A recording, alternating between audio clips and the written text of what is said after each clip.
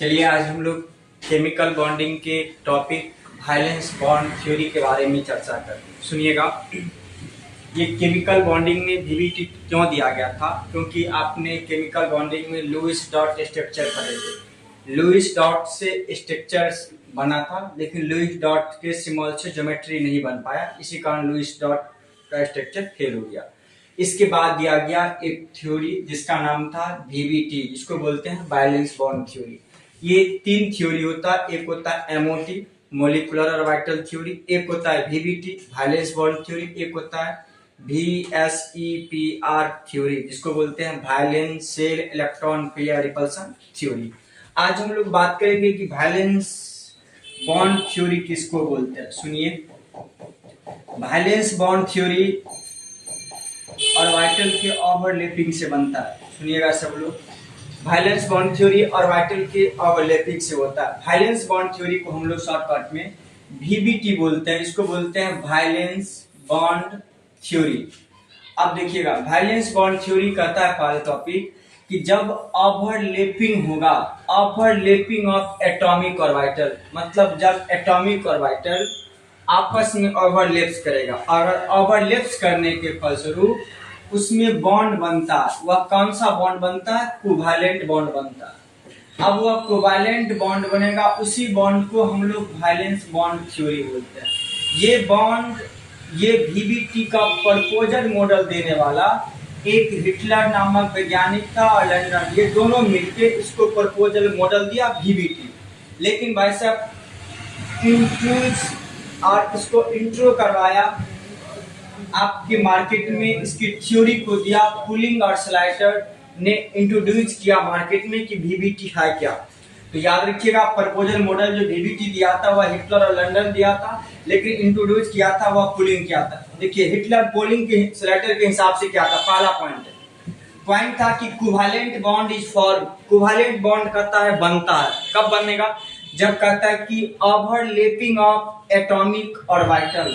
अब कहता है जब एटॉमिक ऑर्बिटल आपस में ओवरलैपिंग करेगा। ओवरलैपिंग का क्या? मिलेगा जुलेगा, उसके फलस्वरूप जो बॉन्ड बनेगा, तो उसके फलस्वरूप कोवैलेंट बॉन्ड बनेगा, इज फॉर्म कोवैलेंट बॉन्ड बनेगा। उसी को हम लोग बोलते हैं वैलेंस बॉन्ड थ्योरी। सर ये कोवैलेंट बॉन्ड क्या होता है? तो हमने केमिकल बॉन्ड में पढ़ा था कि जब दो नॉन मेटल आइटम आपस में इलेक्ट्रॉन को शेयरिंग करेगा, और शेयरिंग में दो पॉइंट आता है, ऑक्टेट रूल और डबलेट रूल, द्विघात का नियम और अष्टक नियम।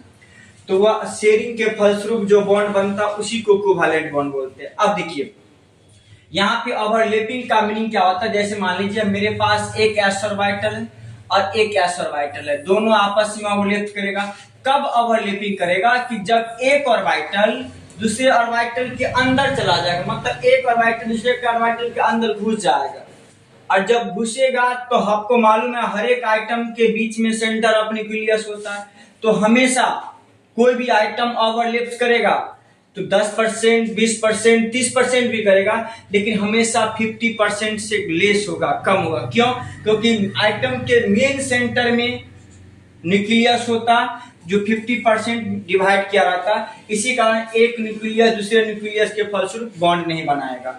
लिख दिया है item should comes very close, तब ओवरलैपिंग करेगा जब एक आइटम दूसरे आइटम के काफी नजदीक हो, तब जाके ओवरलैपिंग करेगा। देखिए, ओवरलैपिंग एटॉमिक ऑर्बिटल, तो सब एटॉमिक ऑर्बिटल ओवरलैप नहीं करेगा। सुनिए कौन कौन करेगा? तो कहता ओनली हाफ फिल्ड ऑर्बिटल, ऐसा ऑर्बिटल जो आधा भरा हो, या आप बोल सकते हैं कि सर जो अनपेयर्ड हो, जो क्या हो? अनपेयर्ड हो। और अनपेयर्ड का मीनिंग अनपेयर हो with electron of opposite spin overlapping, और अनपेयर हो भी लेकिन वो उल्टी डायरेक्शन स्पिन में ओवरलैपिंग करे। जैसे देखिए, हमने s ऑर्बिटल लिया, हाइड्रोजन लिया, एटॉमिक नंबर 1, तो 1s1 s में एक बॉक्स एक इलेक्ट्रॉन रखे, इसमें क्लॉक बाय एक बार रखे एंटी क्लॉक, तब जाके ओवरलैपिंग करेगा, तो आपस में ओवरलैपिंग होगा। कहता है overlapping must be less than 50%। अगर कोई ऑर्बिटल ओवरलैप करेगा तो याद रखना 50% से कम ही रखेगा। 50% अगर रखा तो एक आइटम का सेंटर ऑफ न्यूक्लियस दूसरे आइटम के सेंटर न्यूक्लियस टकरा जाएगा, जो बॉन्ड को एक्सटेंड से होने से रोक लेगा, बॉन्ड को बढ़ने से रोक लेगा, तो ओवरलैपिंग नहीं होगा। कहता भाई साहब चौथा पॉइंट, एक्सटेंड या लार्ज या मैक्सिमम, इस सब का मीनिंग होता है ज्यादा।